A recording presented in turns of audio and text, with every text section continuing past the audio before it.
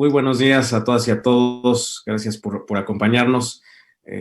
Muchas gracias también al Instituto de Acceso a la Información y Protección de Datos Personales del Estado de Quintana Roo. Un gusto participar en esta conferencia. Al comisionado presidente Orlando Espinosa, la comisionada Cintia de la Torre, a la diputada Tepi Gutiérrez y pues también especialmente un saludo al comisionado Adrián Alcalá. Gracias por esta presentación y pues sobre todo también por esta gran alianza que evidentemente, como se mencionó, hemos forjado a lo largo de los años y que sin duda pues seguiremos ahí construyendo y trabajando desde para gobierno abierto y desde sociedad civil.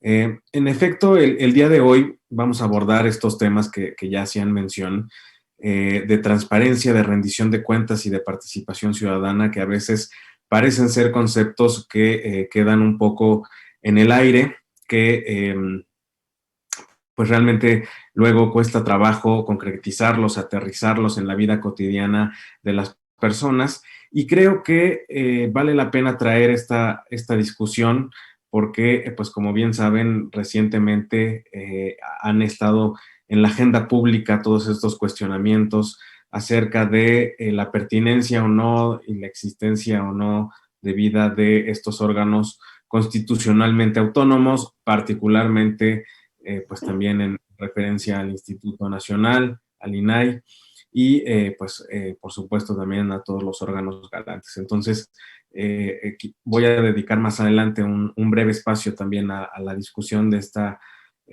pues de esta pertinencia y de la importancia que revisten estos órganos garantes. Entonces, bueno, por favor decirles también que si tienen alguna duda, la vayan poniendo ahí en el chat y trataremos también de retomarla. Voy a hacer eh, pues unos espacios para que podamos también responder y aclarar cualquier tema.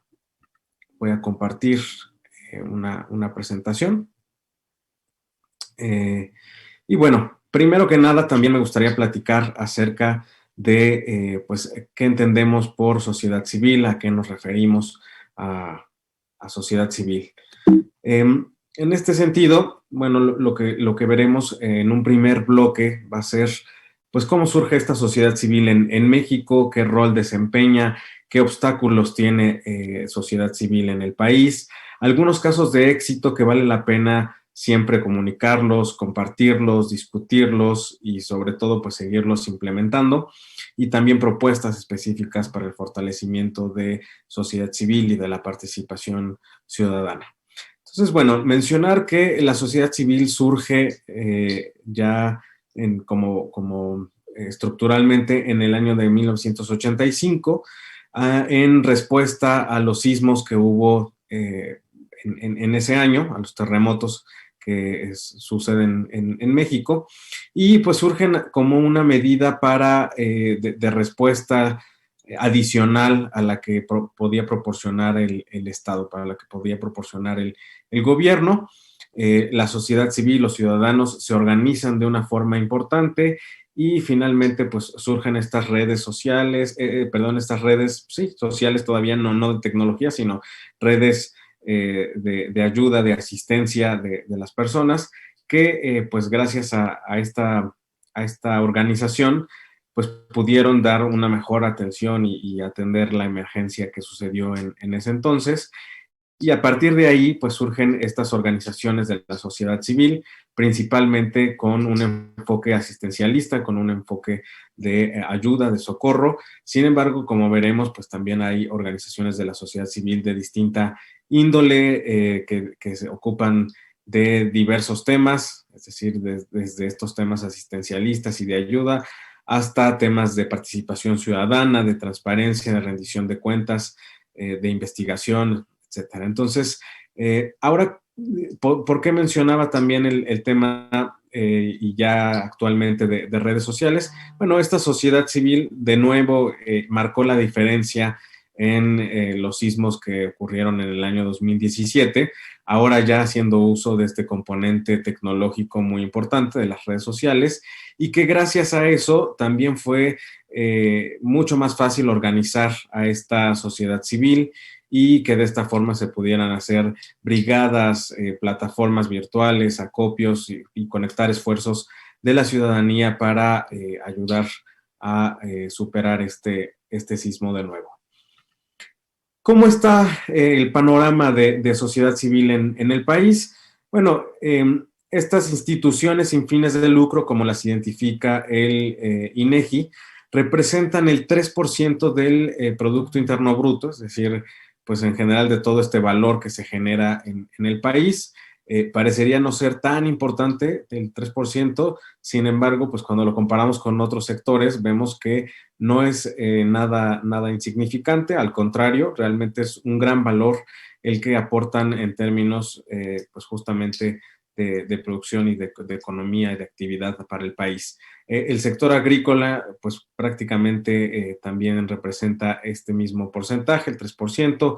Representan las organizaciones sin fines de lucro 21% del valor agregado del sector educativo, que pues también es un sector bastante amplio e importante en México, o el 12% en relación al campo de las artes, de entretenimiento, de recreación. Sin embargo, aquí hay un dato que vale la pena comentar.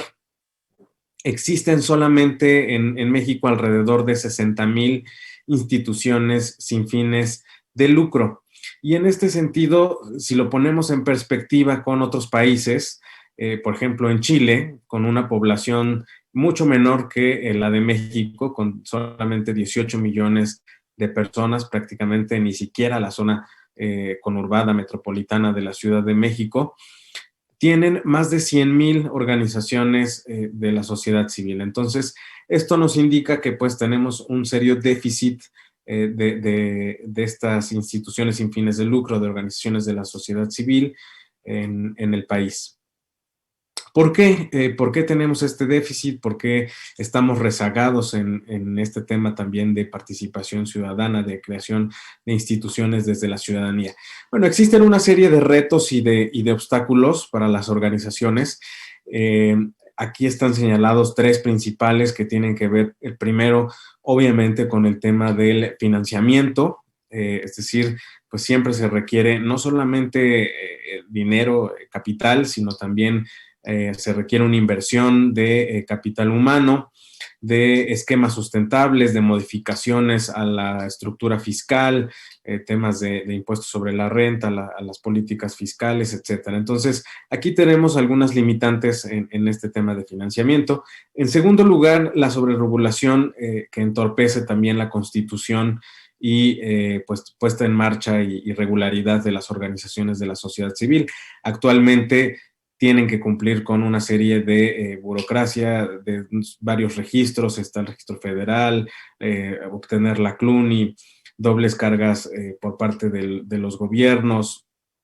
Falta también una regulación especializada para el sector. Hay costos también tanto para el registro como para la constitución, para conseguir categoría de donataria autorizada, que también ha puesto en duda el gobierno federal. Otro de los retos y de los obstáculos es la promoción al voluntariado. No hay un marco legal actualmente para el voluntariado. Faltan estos programas e impulsos, incentivos. Faltan también pues todo este tema de profesionalización en general de sociedad civil. Entonces, todavía, como ven, tenemos bastante trabajo que hacer y muchas trabas a las cuales prestar atención e ir eliminando y superando. Sin embargo, a pesar de pues estas limitantes, estas complejidades, también vale la pena comentar cuáles son algunos de los logros más importantes que son y que provienen desde la sociedad civil, es decir, no solamente desde la sociedad civil organizada como tal, las asociaciones civiles, sino en general de la ciudadanía, de la participación ciudadana y que se han reflejado en los cambios que se han logrado en el país. En el primero de ellos está mencionado la creación del IFE, del entonces IFE, ahora INE, y de las políticas de paridad en el sistema electoral, que también ya entraron plenamente en vigor y que actualmente hacen que, al menos por ejemplo en términos legislativos, México sea el país número 1 con paridad de género en la conformación de sus congresos.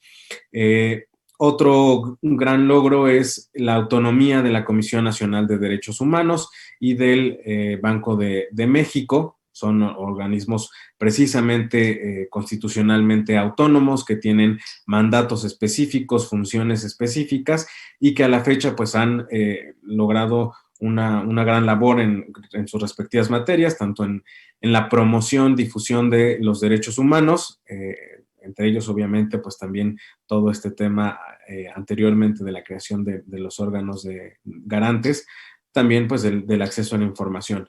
Y del Banco de México, pues este mandato de mantener controlada la inflación y de la política monetaria, afortunadamente ha evitado que se repitan estas fluctuaciones que existían en otras décadas, en los años 80 principalmente.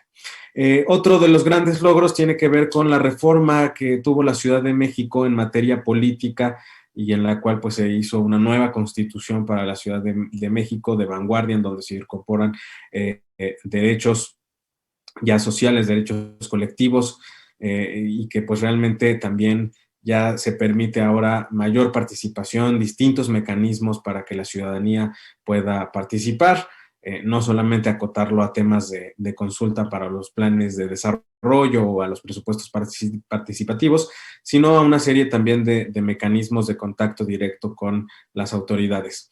Está obviamente lo que se logró hacer en su momento con el tema de la evaluación educativa y el servicio profesional docente, que en este sentido pues lo que hemos visto es algunos avances y retrocesos en esa materia. Sin embargo, pues este Fondo Nacional de Educación para la Educación sigue operando, se lograron ahí implementar algunos cambios importantes. También la creación del INAI y de pues estos órganos garantes y de protección de datos personales y de rendición de cuentas, que en efecto pues tienen una labor muy importante que es garantizar este acceso a la información, la protección de los datos personales y en general promover esta cultura de la transparencia y de la rendición de cuentas que, como decía, veremos más adelante de qué forma lo podemos volver algo práctico, algo operativo. Y el último de los logros que aquí menciono es el de la Ley 3 de 3. Seguramente ustedes habrán también escuchado de esta campaña que tuvo lugar hace ya unos años, que vino precisamente impulsada desde la sociedad civil. Algunas organizaciones en específico promovieron la iniciativa ciudadana, el uso de esta figura que recién también quedó incorporada en la Constitución, que pues esto permite que nosotros como ciudadanos podamos presentar iniciativas. Aún así se requería pues un porcentaje importante de firmas que fue también ampliamente superado y logrado, y por lo cual se logró la aprobación de esta ley 3 de 3, que es la base para el Sistema Nacional Anticorrupción, que pues obviamente se sigue implementando a nivel nacional y sobre todo también en las entidades federativas. Y en particular de esta iniciativa de ley 3 de 3 decía que pues fue importante que no solamente pasáramos del discurso a la acción, sino que pasáramos también estas trabas que se imponían para la presentación y de esta iniciativa.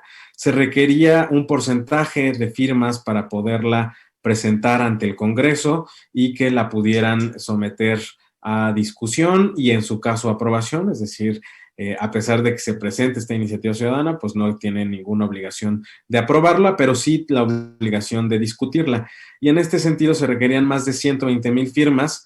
Al final se terminaron recolectando más de 600,000 firmas para la iniciativa de ley 3 de 3, que lo que proponía, digamos, y por lo cual adquiere su nombre, es que incorporaba estos tres elementos de la declaración patrimonial de los servidores públicos, es decir, pues cómo está su patrimonio, qué bienes tienen, qué bienes poseen, que los declarara, una declaración de intereses, es decir, que no tengan a ningún conflicto de interés o que sean transparentes en las relaciones que han tenido con otros sectores o con otras personas involucradas, tanto dentro del propio gobierno como del sector privado. Y finalmente también la declaración fiscal, que pues no era más que saber que los funcionarios también están pagando sus impuestos y no gozan de privilegios especiales. Entonces, en este sentido, aunque eran cuestiones muy sencillas y que en otros países habían quedado incorporadas prácticamente desde hace una década, estas declaraciones y estos requisitos que tienen que tener los funcionarios públicos, en México pues apenas se discutió en esta ley 3 de 3 y que quedó plasmado en la Ley General de Responsabilidades Administrativas de los servidores públicos. Otros de los casos de éxito y en los cuales también se puede ver una activa participación de la sociedad civil, de las personas, es por un lado la Alianza para el Gobierno Abierto en México y por otro lado la Alianza para el Parlamento Abierto. Como bien menciona, pues cada nombre hace referencia en específico a un poder del Estado. En el caso de gobierno abierto, enfocado al gobierno federal y en el cual se implementa a través de planes de acción, en los cuales hay compromisos particulares y estos compromisos pues son implementados por las dependencias involucradas del gobierno federal y se les da seguimiento a través de un comité coordinador en el cual forma parte tanto el gobierno federal a través de la función pública, como ya mencionaba el comisionado Alcalá, también está el INAI, el órgano garante, también a nivel nacional, y por parte de las organizaciones de la sociedad civil existe el núcleo de organizaciones de la sociedad civil, el cual pues es esta agrupación de organizaciones que muchas de ellas participan desde la llegada de gobierno abierto a México para implementar estos planes de acción y estos compromisos. Y pues bueno, en materia de Parlamento abierto, también con el propósito de que se implementara un estándar mínimo de información y de transparencia en cada uno de los congresos locales. Como saben, pues empezó a avanzar en la rama ejecutiva del poder de las administraciones, la transparencia, la rendición de cuentas. Sin embargo, el poder legislativo y obviamente también el poder judicial quedaron también rezagados en esta materia, en materia de transparencia. Entonces, bueno, regresando también a este tema de la participación ciudadana, finalmente existe este subdesarrollo de las organizaciones en el país. No se cuenta con una política nacional coherente e integral para regular y promover este tipo de instituciones sin fines de lucro. Y aquí, pues obviamente, algunas propuestas muy puntuales del IMCO, del Instituto Mexicano para la Competitividad, que es primero contar con esta política a nivel nacional coherente que regule y promueva a las OSCs, a las organizaciones de la sociedad civil, que haya evidentemente una mejora regulatoria en todo el marco legal, administrativo, fiscal de participación ciudadana y que se logre también implementar estos programas de voluntariado que permitan aprovechar al máximo este impulso de la participación ciudadana. Es decir, esto que mencionaba, pasar solamente del discurso a la verdadera acción. Y aquí dejo una pregunta que es, digamos, bastante complicado de responder. Me parece que no hay una respuesta uniforme y que habrá que irla construyendo precisamente pues cuanto antes posible mejor, que es qué hacer desde las organizaciones de la sociedad civil y desde la ciudadanía en general, de la academia, de analistas, de las personas que formamos parte de alguna comunidad, cuando todos estos esfuerzos de hacer, por ejemplo, comunicados, de hacer documentos, estudios, publicar en redes sociales, inclusive hasta los memes o cualquier tipo de interacción, publicación que haga la sociedad civil, no logran incidir actualmente en la política pública. Es decir, cómo recuperar esta incidencia, este impacto en la vida pública del país. Creo que hemos tenido avances muy importantes en la participación de las personas en el país, en el reconocimiento de estos mecanismos de participación. Sin embargo, pues todavía estamos lejos del lugar a donde tendríamos que estar y dando este espacio a la voluntad y voz de la sociedad civil. Entonces, creo que sí vale la pena replantearnos a través de qué mecanismos, de qué formas tendríamos que volver esto aún más con mayor incidencia. La siguiente parte que quiero comentar tiene que ver ya con la evolución de estos conceptos que decíamos y a lo cual se titula la conferencia, de transparencia, de participación ciudadana y de rendición de cuentas. Y aquí digamos, lo primero que vale la pena preguntarse es, ¿para qué la transparencia? ¿Qué sentido tiene? ¿Cómo la volvemos operativa? ¿Qué rol juega en la evaluación de esta política de transparencia que se ha implementado en el país y qué evolución ha existido? Es decir, cómo llegamos a un Estado abierto y tenemos también todavía vigente gobierno abierto, etcétera. Entonces, lo que mencionaba de la importancia de la evaluación, digamos, parece un tema de pronto ajeno a la transparencia, sin embargo, tiene todo que ver esta parte de la evaluación. Decimos que lo que no se mide no se evalúa y lo que no se evalúa no se puede mejorar. Y en este sentido, entonces, es muy importante, primero, que siempre estamos midiendo y levantando precisamente documentación y reportes de todo lo que se hace, y por otro lado, que lo sometamos a una evaluación permanente para que tener esto en mente para cualquier tipo de mejora. ¿En qué consiste esta evaluación? La evaluación es fundamental para agregar valor público, es decir, la evaluación vuelve operativa a la transparencia, es decir, se crean estos mecanismos para poderla corregir, para poderla prevenir, para tener retroalimentación en las distintas etapas de la gestión pública en las cuales tiene que estar presente, sin lugar a dudas, también la transparencia. Debe sostenerse en el tiempo y ser periódica esta evaluación y también tiene que haber un grado importante de vinculación y de incidencia. ¿Cómo medir entonces la transparencia? México es un buen ejemplo de cómo la transparencia tuvo esta evolución, ya lo comentaba también la diputada, digamos, ya tenemos más de una década, prácticamente vamos para las 2 décadas de estar ya completamente inmersos en esta regulación de transparencia y finalmente de una ley general de transparencia que establece las bases mínimas de cómo debe llevarse a cabo pues estas políticas públicas en materia de transparencia y de rendición de cuentas.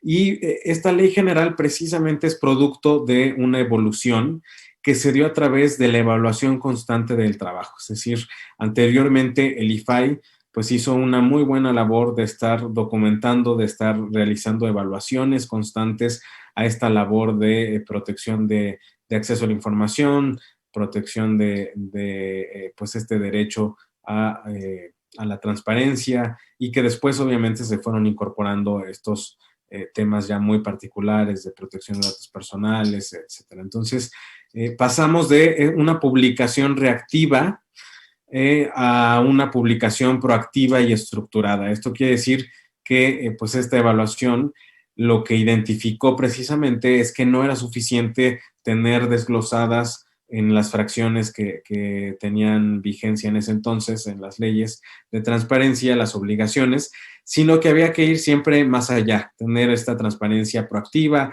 que estuviera muy bien estructurada y que permeara en todos los ámbitos de gobierno, no solamente en el ámbito federal, sino también en el ámbito estatal y municipal. ¿Para qué esta evaluación? ¿Para qué esta transparencia? Bueno, la transparencia decíamos que tiene un valor social fundamental y yo lo considero que este valor va incrementándose y va precisamente siendo algo que se va aterrizando de lo más general hacia cosas muy particulares y que van teniendo cada vez mayor incidencia en la vida de las personas. Es decir, pasamos primero de informar como tal, el quehacer público, qué se hace por parte de los gobiernos, por qué se hace, comunicar justamente de forma correcta el quehacer de los funcionarios, el quehacer del aparato público, el gobierno, por qué se está haciendo tal o cual política, programa, etcétera, y que se logre realmente pues comunicar cuál es ese propósito. Y finalmente, después de que podemos informar y comunicar de forma ya muy efectiva, de mandar mensajes clave, esto se tiene que traducir en un insumo para generar correcciones en las políticas públicas y que esto que decía también de permanentemente estar evaluando y si se evalúa, entonces se puede estar corrigiendo y mejorando las políticas públicas del gobierno. Pues sin duda alguna esta transparencia y esta participación ciudadana tendrá que servir de insumo para mejorar estas políticas públicas. Y estas políticas públicas finalmente lo que terminan haciendo es mejorando esta gestión pública, esta provisión de bienes y servicios para la población que ya tienen una incidencia directa en todas las personas. La evaluación hace posible precisamente que esta transparencia tenga un impacto en las personas, cuando siempre, digamos, a veces la pregunta es, ¿de qué sirve la transparencia? ¿No? Y recientemente con estos cuestionamientos de si tenían que existir los órganos o no, se decía, pues realmente no tienen gran importancia, gran impacto. Sin embargo, cuando realmente uno empieza a ver lo que se ha logrado, que ya decíamos, además de estos recuentos y casos emblemáticos de logros que vienen desde la participación ciudadana, que tienen como eje rector la transparencia. Cuando uno se pone a ver cuál es el impacto directo de la transparencia en las personas, pues realmente sí hay cosas que son importantes de mencionar. La primera de ellas es que se puede ampliar esta información disponible para la ciudadanía para cualquier propósito, es decir, que la ciudadanía escoja simplemente por mera curiosidad, porque es un derecho, o pues realmente que tenga algún otro fin ya muy particular, específico. Se garantiza este derecho de acceso a la información pública de mejor forma, es decir, que lo podamos ejercer, que exista una garantía como tal, no solamente quede en una promesa, sino que realmente, pues como su nombre lo indica, existen estos órganos garantes de este derecho. Mejorar el acceso a los servicios públicos, esto ya tiene una incidencia directa. Obviamente, entre más transparencia tengamos, entre mayor rendición de cuentas haya, generalmente se puede implementar de mejor forma los servicios públicos. Y hay casos ya inclusive documentados en los cuales una mayor transparencia, una mayor rendición de cuentas, por ejemplo, un caso concreto, ha incidido en la recaudación que tienen algunos municipios y que por lo tanto se incremente esta recaudación, mayores ingresos para el municipio y esto se traduzca en que el municipio puede llevar a cabo la provisión de todos los servicios públicos que constitucionalmente le corresponden y que son prácticamente de incidencia directa para la población. Proteger los derechos de los usuarios y de los funcionarios. Decíamos que cada vez se le fueron agregando pues, temas más particulares y ahora inclusive la protección de datos personales que cada vez cobran mayor relevancia y precisamente pues cada vez en un mundo en donde la información es un bien preciado, los datos personales también, existen ya también pues estos mercados de datos, de información, etcétera. Incrementar la efectividad de esta gestión pública, promover la participación ciudadana en la gestión estatal y también aumentar esta capacidad institucional para una gestión abierta. Más adelante veremos también este tema de incrementar esta capacidad institucional, cómo se puede traducir en mejorar la respuesta por parte de los gobiernos. Y precisamente ante digamos, este escenario de cuáles son los impactos que tiene la transparencia en la vida de las personas, llegamos a un nuevo concepto que pues actualmente también está en discusión y en consolidación en nuestro país, que es el de Estado abierto.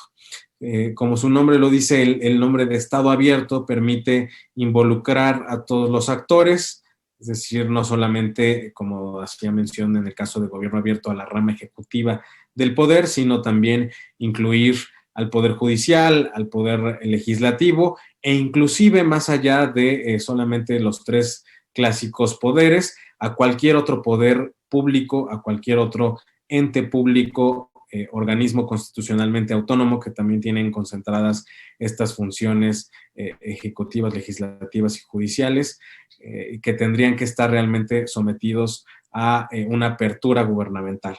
El término de gobierno abierto, como saben, derivó de Open Government, que pues es un término anglosajón para caracterizar esta vinculación entre la ciudadanía y el Estado. Originalmente, pues no tenía, digamos, en estos términos de lenguaje, no tenía solamente el propósito de que aplicara a la rama ejecutiva. Sin embargo, pues así fue como se fue implementando y traduciendo este término en cada uno de los países miembros de esta alianza por el gobierno abierto.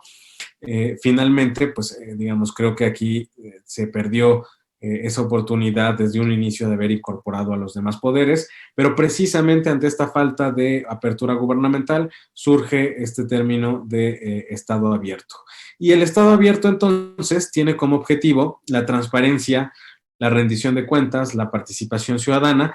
Aquí también ya hay algunos elementos novedosos que son la cocreación, la integridad, la prevención de conflictos de interés con la ciudadanía, con el sector privado, y todo a través de lenguaje sencillo, en formato abierto, accesible, que también evidentemente fomente los registros, los archivos, la memoria institucional del aparato público y que tenga, obviamente, pues ya como propósito material, no solamente formal, mejorar los temas de salud y de bienestar, de igualdad de género, de tener mejores condiciones laborales y crecimiento económico, de tener reducción de desigualdades, de mejorar también el Estado de Derecho en general, es decir, muy alineado con la Agenda 2030 de Naciones Unidas, del Programa de Naciones Unidas para el Desarrollo, del PNUD, de los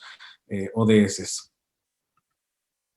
El Estado abierto, entonces, aprovecha esta inteligencia colectiva, es decir, esto que vuelvo al término de estar constantemente evaluando.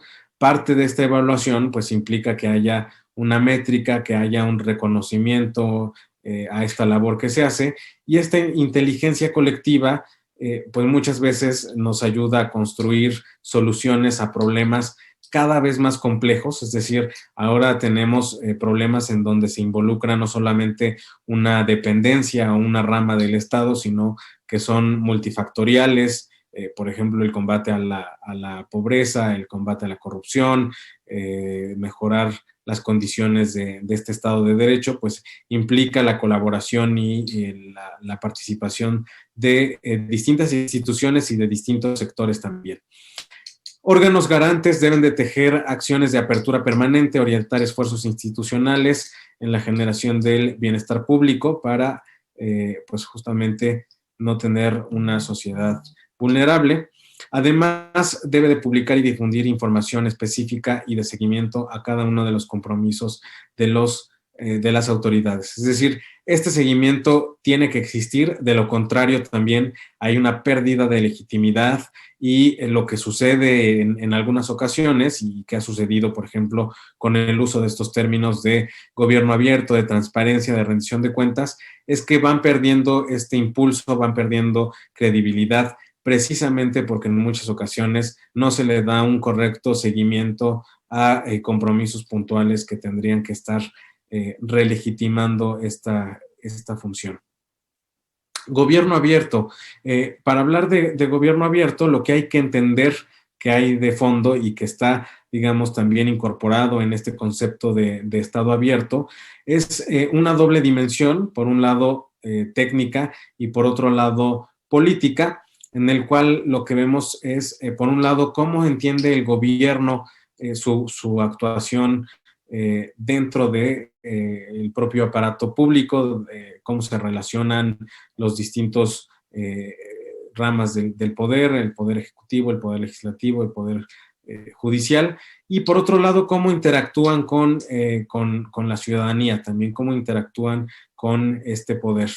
La OCDE define a gobierno abierto como aquel que está caracterizado por la transparencia, por la accesibilidad de los ciudadanos, por la receptividad gubernamental a nuevas ideas, demandas y necesidades. Entonces, digamos, para resumir este tema de gobierno abierto, se tiene un triple objetivo. Por un lado es lograr la transparencia, lograr la participación, no solamente de los distintos entes públicos, sino también de la ciudadanía, y la colaboración dentro del gobierno también con del gobierno con la ciudadanía. Para el gobierno abierto existen algunos temas transversales, existen ejes rectores que, como decía, son la transparencia, el acceso a la información, la lucha contra la corrupción y que también consideran el uso de tecnologías, la participación ciudadana y de igual forma, así como decíamos en el Estado abierto, de un reconocimiento a la inteligencia colectiva. También en gobierno abierto se fomenta este aprendizaje entre pares, es decir, comunicar ideas, ver cómo se pueden mejorar el financiamiento de algunas acciones públicas, conocer los lanzamientos de algunas directivas y de recomendaciones. Y en este sentido, dentro de estos desafíos que se tienen también para el gobierno abierto pretende mejorar esta capacidad de respuesta hacia la ciudadanía. Es decir, el gobierno cada vez era más ineficiente en proveer soluciones adecuadas, proveer mejores servicios, tenía cada vez menor eficacia y eficiencia, y en este sentido, gobierno abierto trata de mejorar estas fallas y fortalecer la respuesta del Estado. ¿Cuál es la teoría de cambio del gobierno abierto? Bueno, lo primero que hay que mencionar es que existen tres elementos críticos sin los cuales el gobierno abierto pues no tendría ningún sentido. El primero de ellos es, como decía, la construcción de compromisos de alto nivel. En segundo lugar, el empoderamiento de los reformadores públicos. En tercer lugar, el apoyo efectivo al involucramiento de la sociedad civil. Y lo que vemos en esta teoría de cambio es que en cuanto más se aprende de estos revisores independientes en los planes de acción y que se muestran cada vez mejoras y concreción de estos compromisos de alto nivel, donde decía que gobierno abierto funciona a través de planes de acción en donde hay compromisos muy puntuales en temas muy específicos que pueden ir desde transparencia en programas sociales, en las políticas medioambientales, de salud sexual y reproductiva, que también tengan que ver con la transparencia presupuestaria, con el control de armas, etcétera. Son compromisos muy puntuales. Y en este sentido, cuando se ve que se fortalecen estos compromisos, hay mejoras, pues cada vez vemos una mayor oportunidad para el diálogo, para mayor participación. Estos planes de acciones, actualmente el cuarto plan de acción, está ya plenamente integrada a la sociedad civil para su conformación, es decir, estos temas que se escogieron como estos compromisos de alto nivel, pues fueron en buena medida determinados por la participación ciudadana, por el involucramiento de las organizaciones de la sociedad civil. Entonces, cuando se abordan estos planes de acción y estos compromisos y se ve que hay un seguimiento y un cumplimiento, pues evidentemente se va como una bola de nieve, se va a seguir incrementando la participación ciudadana. Por el contrario, si se ve que pues estos planes de acción no se cumplen, que no hay un seguimiento adecuado por parte del gobierno, por parte de la administración, pues evidentemente se pierde esta teoría del cambio y esta legitimidad para funcionar en gobierno abierto. México fue uno de los 8 países fundadores de esta alianza. Prácticamente ya tenemos casi una década de que gobierno abierto está en México. Y pues bueno, que esto generó también un mayor rendición de cuentas, una respuesta eficaz ante la población en temas muy particulares. Seguramente ustedes habrán ya inclusive a lo mejor hecho uso de algunos productos resultado de la alianza por el gobierno abierto, de esta información.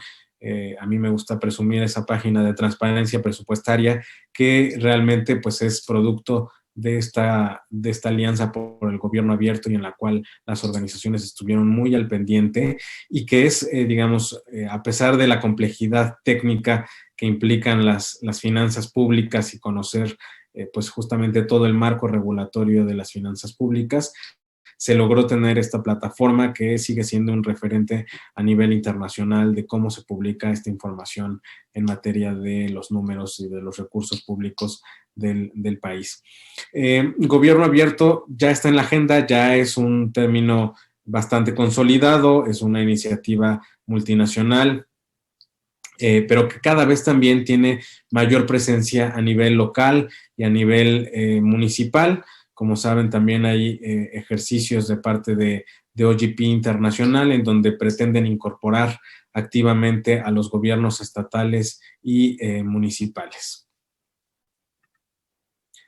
Entonces, no sé si hay alguna duda, algún comentario. Tenemos una pregunta, ahorita le doy lectura, yo creo que va relacionado, de César Guadalupe Xultús, y pregunta, ¿de qué forma se podría ampliar la información pública y cuál información sería? Gracias por la pregunta. En efecto, decía que, digamos, el trayecto que ha tenido la transparencia en México nos ha hecho pensar y repensar este término de transparencia proactiva. Es decir, no solamente estas obligaciones que ya están en la Ley General de Transparencia y que son replicadas a nivel estatal y que también se incorporan obligaciones para cualquier ente público en general, incluyendo municipios y otros organismos, de ir más allá de estas obligaciones. Y una buena práctica es recurrir a esto que mencionaba de la evaluación permanente. Generalmente, digamos, parte de la labor de los órganos garantes es esta sección bastante frecuente de preguntas y respuestas más comunes de los facts, en donde, pues, digamos, cuál es el interés de la ciudadanía. Y pues lo que veíamos en un inicio era temas muy puntuales, ¿no? Todo el mundo quería saber cuánto ganaba un funcionario público, qué puesto tenía, qué prestaciones tenía, etcétera. Digamos, cuestiones básicas de rendición de cuentas, de información, inclusive ni siquiera todavía rendición de cuentas, pero lo que hemos visto pues es que cada vez hay públicos más especializados.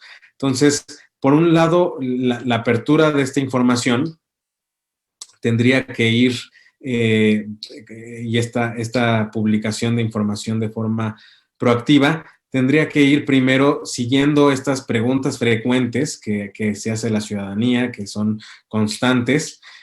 ¿Cuánto se gastó esto en tal compra pública, en tal contratación? Por ejemplo, ahorita en pues esta situación que parece no tener fin de la pandemia, cómo están las compras que realiza el gobierno en materia de insumos de salud, cuestiones que son, digamos, de vital importancia para la vida cotidiana actualmente. Y por otro lado, ver también estos temas ya muy específicos que tendrían que estarse publicando más allá de estas obligaciones y que son frecuentemente usadas para la implementación o mejora de las políticas públicas en los distintos ramos, es decir, qué sectores están involucrados, obviamente todo el tema de manejo de los recursos públicos, etcétera. Entonces, sin duda alguna, la evaluación y los resultados de esta evaluación, la sistematización de estas encuestas, de estos cuestionarios que muchas veces se llevan a cabo por parte de las dependencias o de las solicitudes de información que terminan recibiendo también los órganos garantes, son una buena guía para guiar esta publicación de información de forma proactiva. Y que entonces, pues cada vez vayamos más allá de estas obligaciones que ya están plasmadas en la ley. Siempre la actividad pública va a ser más allá de lo que finalmente termina uno regulando e incorporando en la ley. Finalmente, digamos, en términos administrativos existe esta discrecionalidad administrativa, que no es lo mismo que arbitrariedad. Y entonces, en este sentido, pues esta discrecionalidad tiene que estar sujeta a transparencia, y la transparencia proactiva es una buena oportunidad para transparentar toda la actuación de las administraciones. Gracias por esa pregunta. Espero haber sido claro. Tenemos de mismo César Guadalupe. Dice, ¿qué entidad federativa está a la vanguardia en tema de gobierno abierto? Existen ya algunas entidades federativas que forman parte desde hace tiempo de esta alianza, digamos, a nivel internacional de gobierno abierto. El estado de Jalisco tiene ya una tradición de haber participado en estos ejercicios en materia de gobierno abierto. En su momento generó distintas plataformas para que pudieran transparentar los programas sociales, los recursos públicos que se ejercían, obviamente teniendo en cuenta siempre esto que decía en la parte de estado abierto, en un lenguaje sencillo, en un lenguaje ciudadano, con estudios de usabilidad de las páginas, de las plataformas, no más de 2 clics para llegar a la información, etcétera. Entonces, sí tenemos ya casos de entidades federativas que han participado en estos ejercicios, no solamente, por ejemplo, a nivel del Ejecutivo, sino, por ejemplo, un buen ejemplo en materia de transparencia en el Poder Legislativo es el Congreso de Guanajuato, en el cual pues también tiene una página en donde no solamente uno puede, digamos, la información básica de conocer a su diputado, conocer a su legislador, sino también tienen una plataforma de seguimiento a cada una de las iniciativas, en qué momento está presentada la iniciativa, en qué momento pasa a una comisión, cuál es el proceso que tiene esta iniciativa, y además de eso incorpora mecanismos de participación ciudadana para que las personas en general o cualquier sector involucrado también, es importante siempre estar en constante comunicación con el sector privado, con pues estos público inversionista, tiene la posibilidad de hacer comentarios a iniciativas y que estos comentarios sean al menos comentados y discutidos y dictaminados en la respectiva comisión que vaya a darse trámite a este asunto. Entonces, igualmente, por ejemplo, en el Estado de México también se tuvo una apertura importante en el Poder Judicial, precisamente como parte de ejercicios de gobierno abierto. Entonces, digamos, existen distintos ejemplos para distintos ámbitos de gobierno, casos muy puntuales en algunos temas. Sin embargo, pues sí hay ya, afortunadamente, a nivel estatal y local, buenas prácticas en materia de gobierno abierto. Si no hubiera otra pregunta, pasamos a esta última parte relacionada con la transparencia, la rendición de cuentas y la corrupción, que pues justo, sí.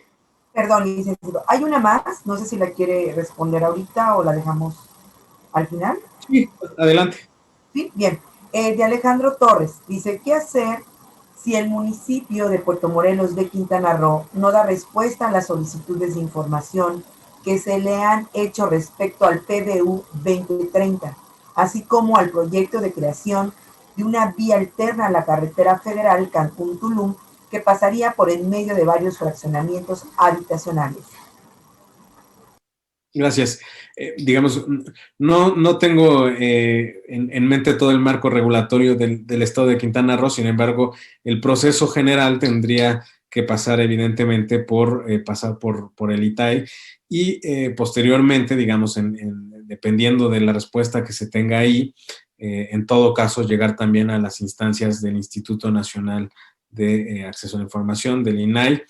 Y mi sugerencia, digamos, en términos prácticos y no como autoridad, sino precisamente como sociedad civil, sería intentar la obtención de esta información a través de cada uno de los agentes involucrados en esta obra que se menciona. Entiendo que no solamente está a cargo de una dependencia, sino seguramente habría más de una dependencia involucrada, más de una dirección involucrada a nivel municipal. Entonces, tratar de agotar absolutamente todas estas posibilidades de solicitud de la información de los distintos sujetos obligados Otra forma sería la solicitud de los contratos, la solicitud de los estudios técnicos, de los dictámenes, etcétera. Entonces, digamos, existen pues justo tratar de hacer una serie de todos estos requisitos y sujetos involucrados que tendrían que tener posesión de esta información o al menos parte de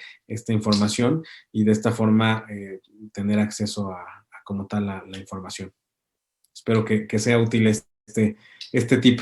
Generalmente es algo que hace, digamos, nosotros desde el IMCO, desde el Instituto Mexicano para la Competitividad, tratar siempre en caso de que pues, no exista la información de forma proactiva o se niegue esta información, tratar por todas las vías y todos los sujetos obligados de obtenerla. Generalmente, como decía, son las actuaciones de la administración, del gobierno, no están aisladas, entonces por lo general hay más de un sujeto obligado o hay más de alguna autoridad involucrada y por lo tanto, pues a lo cual se le podría también hacer esta solicitud de información. Entonces, bueno, ahora sí pasamos a esta última parte de la transparencia de la rendición de cuentas y cómo está también relacionado con la integridad y el combate a la corrupción. Decía que, y digamos, a lo mejor esto es para los comentarios finales, hay nuevas funciones del Estado y hay, por lo tanto, también nuevas especializaciones de los órganos públicos. Está la función de la regulación monetaria del Banco de México, la función electoral del INE, la función de ombudsman de la Comisión Nacional de Derechos Humanos, de fiscalización de la Auditoría Superior y de los órganos de fiscalización de cada entidad federativa, del órgano garante de acceso a la información, del INAI y de cada uno de los institutos estatales, y también la función persecutoria del Ministerio Público y de la actualmente Fiscalía. Entonces, lo que vemos es que estos órganos constitucionalmente autónomos tienen unas características especiales que ya inclusive han sido discutidas a nivel judicial por la Suprema Corte de Justicia de la Nación, en los cuales tienen que estar incorporados de forma expresa en la Constitución Política de los Estados Unidos Mexicanos, tener relaciones y tratamiento con otros órganos del Estado, también cuentan con autonomía funcional y financiera. Las funciones que tienen son originalmente del Estado, es decir, no pertenecen a un particular o son de generación espontánea, sino pues ya eran funciones que tenía a su cargo el Estado. Pero todo esto, digamos, lo más relevante que yo rescataría de esto es que garantizan el derecho de acceso a la información, en este caso de los órganos garantes. El gobierno anteriormente no estaba obligado a rendir cuentas ni había mecanismos por los cuales los gobiernos publicaran esta información y los ciudadanos también pudieran tener acceso a esta información. Entonces, aquí, digamos, evidentemente la conclusión de las organizaciones de la sociedad civil y en particular del IMCO es que la autonomía tiene un funcionamiento especial, tiene un propósito particular y que es a todas luces útil y no debe de desaparecer. Pasando a los modelos, un breve repaso de cuál ha sido esta evolución de los modelos de transparencia y de combate a la corrupción. Decimos que en la década de los 80, de 1980, empieza el diseño institucional de mecanismos de control y de fiscalización. Sin embargo, pues todavía estábamos muy alejados de tener estos institutos y esta consolidación de instituciones en materia de transparencia, de rendición de cuentas. En los 90 se crea la Auditoría Superior de la Federación con ya esta autonomía técnica y de gestión y también de parte de la Secretaría de la Contraloría General. Se transforma en esta Contraloría y Desarrollo Administrativo que tiene funciones de control interno. Pero es hasta la década de los 2000 en donde se crea esta comisión intersecretarial, en donde ya se menciona de forma explícita el combate a la corrupción dentro de la administración pública y que posteriormente, pues esto daría pie a la creación de la Secretaría de la Función Pública, en los cuales sigue pendiente el servicio profesional de carrera. Este sigue siendo uno de los grandes temas pendientes para el país, no solamente a nivel del del gobierno federal, sino también en cada una de las administraciones estatales y municipales.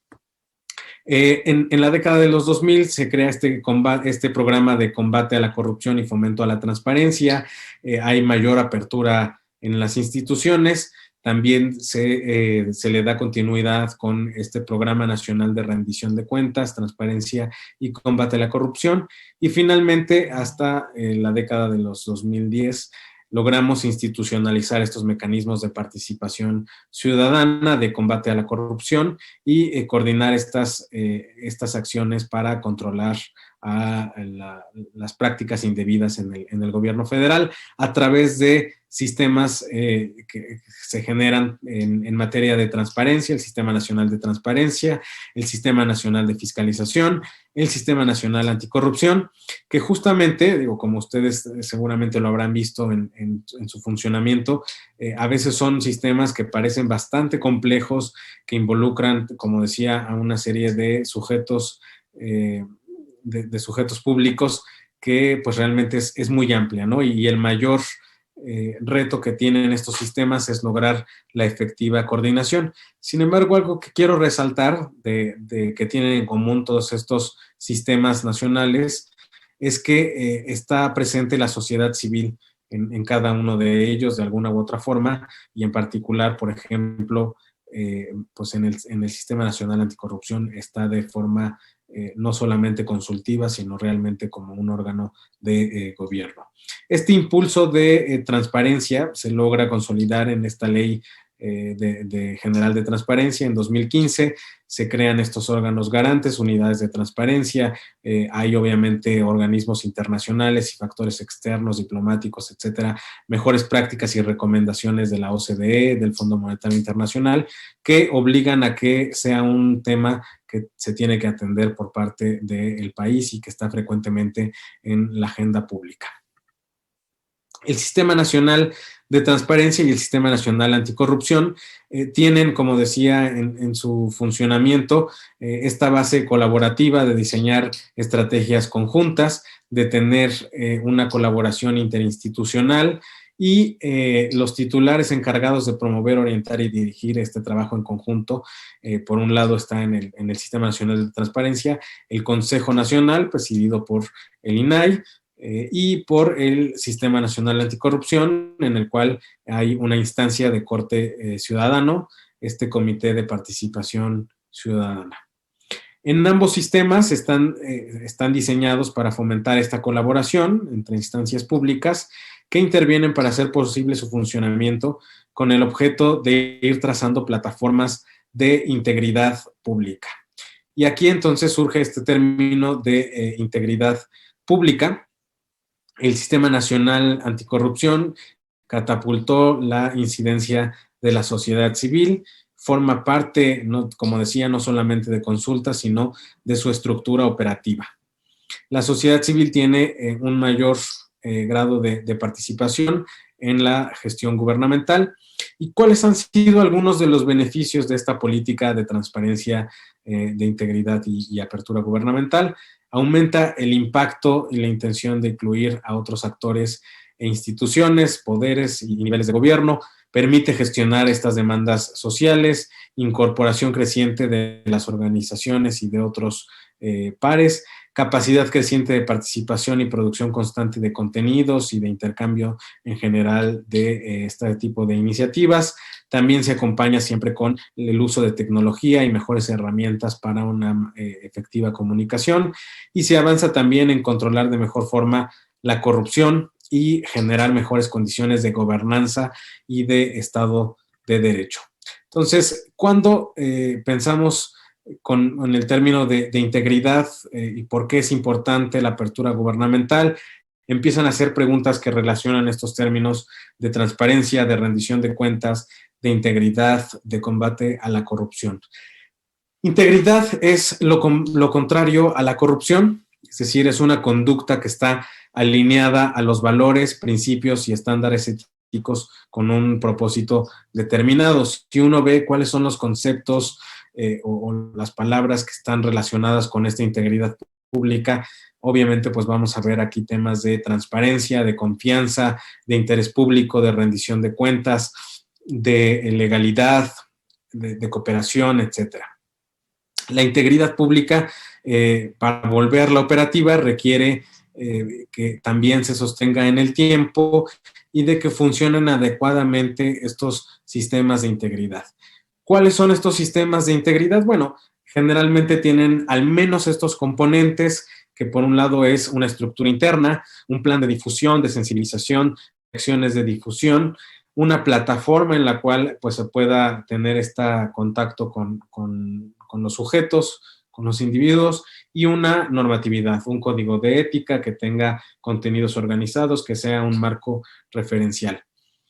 Resolver los problemas sociales, económicos, ambientales, etcétera, que aquejan actualmente, cada vez requiere tener instituciones sólidas y de un actuar íntegro. ¿Por qué es importante y mencionar este tema de la transparencia, de la rendición de cuentas en este contexto, y mencionar la integridad? ¿Por qué es importante la integridad en las instituciones? Como saben, pues México desafortunadamente está muy mal en términos de corrupción y de percepción a la corrupción. En este índice internacional de percepción de la corrupción, México se ubica en el lugar 130 de 180 países. La corrupción implica desperdicio de recursos, hay pérdidas sociales, debilita la capacidad de un país. Obviamente un foco rojo son las contrataciones públicas, porque finalmente en donde hay recursos públicos, dinero, hay una mayor posibilidad de un riesgo de corrupción, de un acto de corrupción. Frecuentemente se manejan recursos públicos y ahí es en donde pues hay que tener cuidado con la opacidad y en donde tenemos que ver que las leyes de transparencia y de acceso a la información realmente estén aplicadas, evitar pues obviamente que se sigan sucediendo y presentando estos casos de escándalo. Lo que decíamos es que era necesario pasar del discurso a la acción, y lo que hemos visto es que pues actualmente estamos todavía en una especie de impasse para pasar finalmente de este escándalo que nos generan los grandes casos de corrupción en el país y que los medios siempre dan a conocer, a pasar finalmente a la acción, a pasar a este combate a la corrupción de materia específica. Desafortunadamente se siguen acumulando estos casos emblemáticos en México, la estafa maestra, la Operación Zafiro, el caso del exgobernador Javier Duarte, pues obviamente también en Quintana Roo también tuvieron un caso con el gobernador Borges. Entonces, digamos, aquí se siguen acumulando estos casos de corrupción. Y lo primero que uno tiene que hacer es identificar entonces si hay corrupción o no. Y no solamente la corrupción se limita al típico soborno, a la típica mordida, sino, como están viendo en la pantalla, hay distintos tipos de corrupción, hay desvío de recursos, hay nepotismo, hay abuso de funciones, hay colusión, hay uso ilegal de la información falsa o confidencial, hay conspiración para cometer actos de corrupción, obstrucción de justicia, enriquecimiento oculto, tráfico de influencias. Entonces, digamos, todos estos de casos de corrupción, tipos de corrupción, lo primero que uno se tiene que estar siempre planteando es que no esté ante la presencia de un acto de corrupción, porque muchas veces ni siquiera está, digamos, sensibilizada la población, los funcionarios públicos, que se está cometiendo un acto de corrupción. Entonces, en este sentido, para tener instituciones íntegras, transparentes y que puedan tener completa apertura, el primer paso sería lograr esta integridad pública. La responsabilidad más la integridad pública más la transparencia generan finalmente esta confianza que, pues, obviamente solamente se puede, digamos, legitimar un gobierno cuando se da estos resultados, cuando se rinde cuentas y cuando se aplican las verdaderas consecuencias.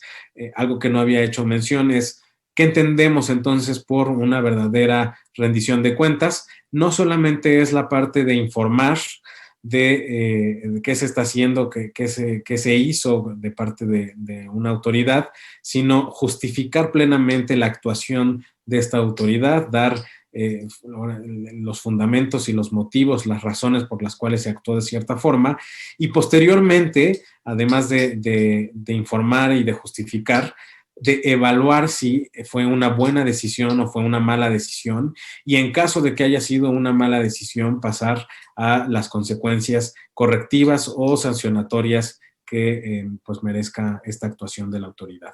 ¿Cuáles son algunos de los retos de integridad y de apertura y transparencia? Mencionar, por ejemplo, que en 2018 el actual presidente presentó 50 puntos para combatir la corrupción, de los cuales pues 24 eran relacionados con política de austeridad y manejo de la administración pública, 6 son de eficiencia, 9 de mejora de procesos, 8 de prevención de corrupción solamente, 6 de propuestas de fin a la impunidad y 13 de medidas que ya existen, pero que no son aplicadas debidamente. Entonces, pues obviamente falta aquí un mayor impulso al combate a la corrupción, el combate a todos estos casos que mencionaba hace un momento, y un mayor impulso al Sistema Nacional Anticorrupción. Los retos, la integridad de las instituciones debe ser una política permanente, como decía siempre, en revisión constante, en evaluación constante. Se deben contemplar todos los actores públicos, privados y sociales. La transparencia debe de incrementarse en estos compromisos representativos y de incidencia directa para la población. La rendición de cuentas debe ser efectiva y no solamente discursiva.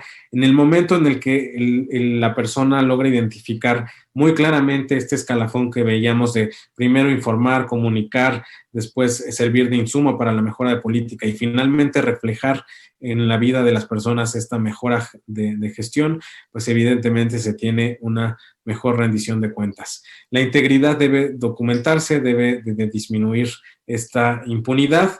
Se requiere obviamente un modelo a largo plazo, es decir, no solamente estar a la voluntad del funcionario público o del político en cuestión, sino pues debe ser permanente y debe legitimar el gobierno en turno. Aquí solamente hacer mención que, pues obviamente este tema de transparencia, de rendición de cuentas y de participación ciudadana cobra vital importancia ante esta emergencia sanitaria que se está viviendo. Tendríamos que estar ante esta apertura del Estado para lograr salvar el mayor número de vidas, para generar esta confianza, para mejorar la respuesta de cada uno de los sectores involucrados. La integridad y la apertura de las instituciones debe ser sistemática para poder atacar problemas estructurales como la corrupción. Aquí termino la presentación. Ahora sí, ha sido un gusto estar con ustedes. De cualquier forma, yo les dejaré compartida esta presentación y aquí están mis datos de contacto, si tienen ahí cualquier tema que quisieran tratar, en particular de este tema de gobierno abierto, de Estado abierto. Como decían, tengo el honor de presidir la coordinación del Núcleo de Organizaciones para la Sociedad Civil en México. Entonces, pues también ahí hacemos una labor importante con todo el núcleo de organizaciones ampliado, es decir, que son también organizaciones de la sociedad civil aliadas en cada una de las entidades federativas del país. Muchas gracias. Muchas gracias, maestro. Tenemos por ahí 2 preguntas, no sé si aún tiene tiempo para darle respuesta, y 2 comentarios que también quiero dar lectura. Nos dice Alejandra Hernández Lara: buen día, es importante que las medidas sean represivas por parte del SAT para las OIC, ¿no? Cuando por un día el sistema no funcionó y no hay informe anual por un día, para no perder la deducibilidad. Que SAT por error designe a la AC como SA y aún con aclaración siga negando la autorización que ya autorizó. No hizo la corrección a personalidad jurídica solicitada por la AC sin fines de lucro. 1. ¿Cuál es la interrelación de IDAIP con SAT? 2. ¿Cómo puede apoyarse a las OICs? Gracias. Como decía, son muchas las cosas que hacen falta para fortalecer a este llamado tercer sector, al sector social de las organizaciones.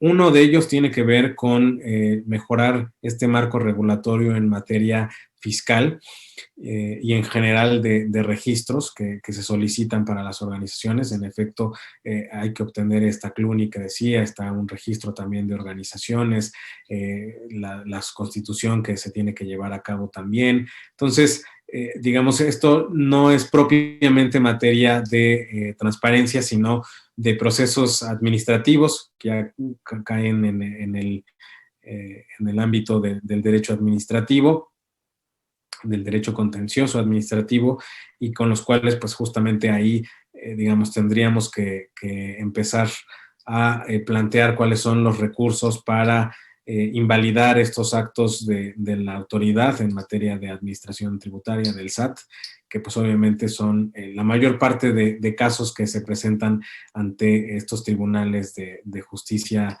fiscal, de justicia administrativa, tienen que ver precisamente con estos actos indebidos del SAT que no están debidamente apegados a la legalidad. Entonces, en ese sentido, pues, digamos, va más allá de solamente un tema de la transparencia y de la rendición de cuentas, tiene que ver ya, digamos, de forma sustantiva con la parte de derecho administrativo. Aquí más bien yo lo que diría es una herramienta importante sería empezar a comunicar estos logros a los que hacía mención en un inicio de parte de sociedad civil, porque esto, digamos, sí impulsaría a que tiene que ver, digamos, la importancia y la actuación de las organizaciones de la sociedad civil para el tema de la transparencia y de una mejor gobernanza en general.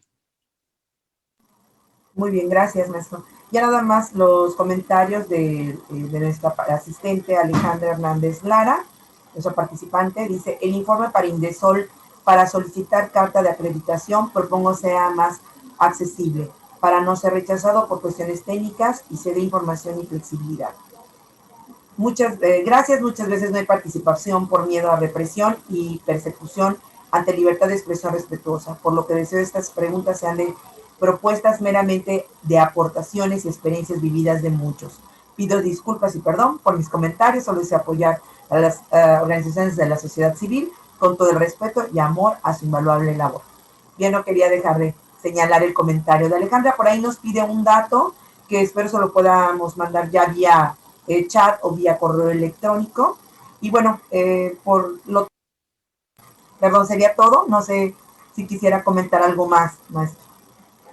No, de mi parte es todo. Digamos, mencionar pues realmente esto, que el propósito de esta charla es generar solamente esta discusión y esta importancia de cómo interactúa la sociedad civil con estos temas de transparencia y de rendición de cuentas, y que, como decía, actualmente de las preguntas aquí que mencionan, de los cuestionamientos que hay, problemas ya muy puntuales, como se ve, pues cada vez se requiere de la mayor cooperación entre distintas instancias, no solamente depende del IDAIP o solamente pues queda obviamente en función de la participación ciudadana, sino se involucran evidentemente siempre distintos sistemas y distintos recursos a los cuales se podrá acudir. Maestro, una disculpa, ya me hicieron una observación, por ahí se me brincó una pregunta de César Guadalupe Zultús. Dice, ¿qué debemos entender por rendición de cuentas efectiva? Creo que es eso, sí, es su pregunta. Gracias. Al final mencionaba que, digamos, este concepto de rendición de cuentas no solamente era, primero, informar, es decir, transparentar en el término más sencillo, publicar esta información, no solamente consiste en informar, sino agregarle estos elementos de justificación de la actuación de la autoridad, es decir, primero informamos, después justificamos una motivación y una fundamentación de esta actuación, después valoramos esta actuación, es decir, si está si fue oportuna la actuación de la autoridad, si valió la pena gastar los recursos que se gastaron, etcétera. Y finalmente, después de esta valoración, también imponer una corrección en caso de que haya sido una mala actuación y eventualmente una sanción. Entonces, son estos elementos los que conforman una efectiva rendición de cuentas. Pasar de la información a efectivamente una corrección o sanción. Bien, maestro, ya andan muy ya interesados en hacer preguntas. No sé si tiene tiempo para una más. Sí. Si no se tiene respuesta a las preguntas hechas a transparencia, aunque se da seguimiento de acuerdo a los tiempos marcados, ¿qué otra instancia está a disposición para dar respuesta y evitar que los tiempos establecidos se alarguen una y otra vez? Gracias por la pregunta. Digamos, ahí pues obviamente las bases están establecidas en la Ley General de Transparencia. Como decía, primero tendrá que pasar por la actuación del instituto, posteriormente del INAI y finalmente mencionar que, digamos, acorde al marco legal del país, después del INAI tendríamos todavía un último recurso en la instancia judicial. Inclusive algunos de los casos que después se agotan en instancia judicial han pasado al ámbito internacional precisamente porque está involucrado algún derecho humano. Entonces, es una larga cadena, en esta parte pues sí no hemos logrado sintetizarla, es una larga cadena que tendríamos que recorrer si finalmente se van agotando todas estas instancias. Sin embargo, pues los tiempos están establecidos de inicio por esta ley general y tendrán que apegarse a eso los sujetos obligados. En caso de no ser así, pues están estos recursos que mencionaba. Primero, obviamente, hacerlos valer en el IDAI o en el instituto respectivo y posteriormente en revisión en el Instituto Nacional, en el INAI.